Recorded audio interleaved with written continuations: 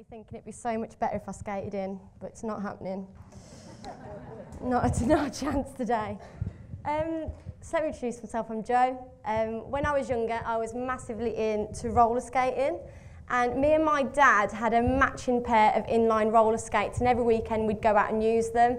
I even had a pair of wheels that you had to attach to your trainers because they couldn't afford Heelys, but they used to light up. But I always used my inline roller skates. A few years ago, I went to a roller disco where a women's roller derby team were there promoting the sport. And I was really taken back, and I took my inline roller skates, and I didn't feel like I belonged there. Everyone was looking at my inlines like, oh gosh, what are those? You can't wear those here, we all wear quads. And I was like, oh, I want to go home. And I went and spoke to this roller derby team, and they're like, look, to be involved in the sport, you need to get a pair of quads. And I was like, okay, I'll go home. And I rang up my dad, and I was like, Dad, I know you really struggle sometimes to get me Christmas presents, but this year I want a new pair of roller skates. And he was like, what for? I was like, I'm going to join a roller derby team. He's like, no, you're not. I was like, I am going to join a roller derby team. He's like, Jo, you haven't got the build. And I was like, don't worry about that, we'll sort it out, but let's get the skates first. So we went to a shop called Big Boys Toys, and we bought this pair of roller skates. They're beautiful. And this got me thinking, what's the difference between inline skates and quad skates? So I'm going to teach you the difference between the two pairs of roller skates, and hopefully you can leave today knowing how to use your roller skates. So quad skates, also known as the four-wheeler, these offer more stability, and they're what you use these for, like your roller derbies and speed skating. They come in a variety of fashions, so you can get them to look like Converse. But these are the preferred skate when it comes to like moonwalking and things like that, and being able to do tricks. You often see them in music videos when they're skating down the strip in California. They're cool. Inline skates.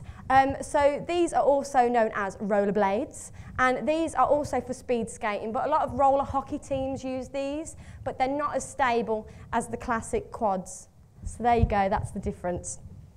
This was me when I was a child, the child that loved roller skating in one of the classic church hall community centre chairs that are quite recognisable. If you haven't sat in one of those, you haven't lived.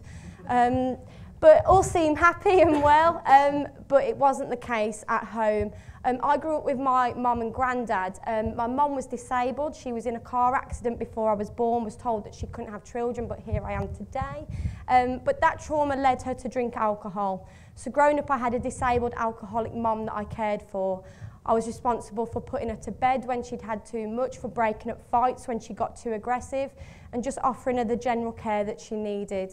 My education suffered. I enjoyed school, but I only enjoyed it because it took my mind off what was happening at home. I never really grasped how to write and how to hold a pen properly. So at the age of 23, I still write like I'm about to punch the table. So that was my education as a child. By the time I got to college, my mum had married another alcoholic. He'd moved in, I was kicked out. And my mum was drinking up to a bottle of rum a day. I was skipping lessons all the time to go and visit her in hospital, where she was suffering from jaundice and liver and kidney failure. And the night before I was meant to sit my first A-level exam, my mum died. And my hope of progressing through education was completely lost. I thought that was it for me. I thought it had ended, and I didn't know what I was doing next with my life. I managed to get into BCU though, and this is where I came and studied. I sat a few exams and I came here. I did a textile design degree for 3 years, and I absolutely loved it. I think I'm very good at it, it's my passion. But I got to my third year and I felt, I don't think this is for me anymore. And we knew that the student union elections were coming up, and if you won, that guaranteed you a job at the end for a year. And my best friend was like, Jo, I'm going to run in the student union elections. I've submitted an application. Will you be my campaign manager? I was like, yeah, of course I will. And then I submitted an application the day before the deadline. One, she didn't. It was quite awkward. But I'm her bridesmaid this year, so it's fine. I ended up being the vice president voice here for a year, where I looked after educational policy. And then I ran again for president, and I was president of this university last academic year. And I had the best time ever. But the only reason I got there was because I was curious. I was curious, I got involved in everything, and that's why I'm standing here today. So I'm going to tell you two things The two reasons why I'm here today. The first is education and the second is curiosity.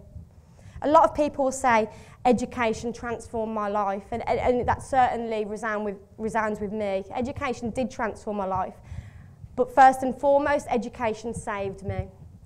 And if education wants to continue to transform other people, then education needs to transform itself. Learning and teaching inside and outside the classroom needs to change so that people are continuously learning and bringing in new ideas. Education should never be monotonous. The second thing, curiosity. Curiosity should benefit learning and teaching.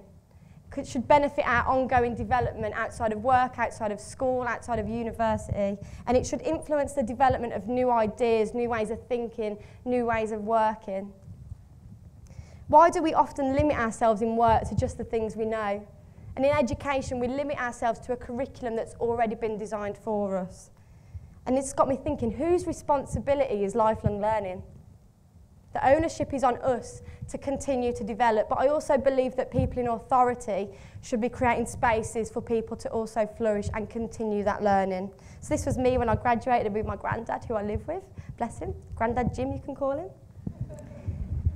I firmly believe that we've overcomplicated the simplicity of exploration. So that's why I've developed 4 steps to help you capture curiosity in order to transform your life. So this is what I've called Joe Goodman's Capturing Curiosity Cycle. It's quite easy to learn.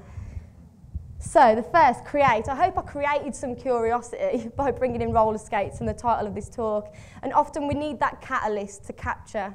So capturing the curiosity, acting upon it, and then cultivating the curiosity. So it's not just left in a box, but it grows and it develops and it continues.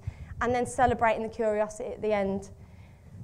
I'm going to share with you a pet hate that I've got, and if I was ever on room 101 with Frank Skinner, this is what I would take. And it's when you meet someone new and you're getting to know them and you're like, so what are your hobbies? What are you into? And they're like, I don't know. I've got no hobbies. That really annoys, like, why have you got no hobbies? Why? And that's either because you've got hobbies that are for behind closed doors, which is fine, or you've missed out on the Joe Goodman's Capturing Curiosity Cycle. Wouldn't it be great if in the next year every person in this room could stand up for 5 minutes and talk about everything that they're interested in? And that's my challenge. But let's talk about celebration. How often do we struggle to give ourselves recognition for trying something new? How often do we fail to miss that important pat on the back process? A few months ago, I saw a new recipe. I'm not a very good cook, I'll admit that now, but I like giving it a go.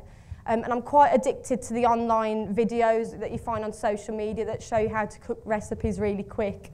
And I found one for Chinese dim sum. I'm quite partial to a Chinese every now and again.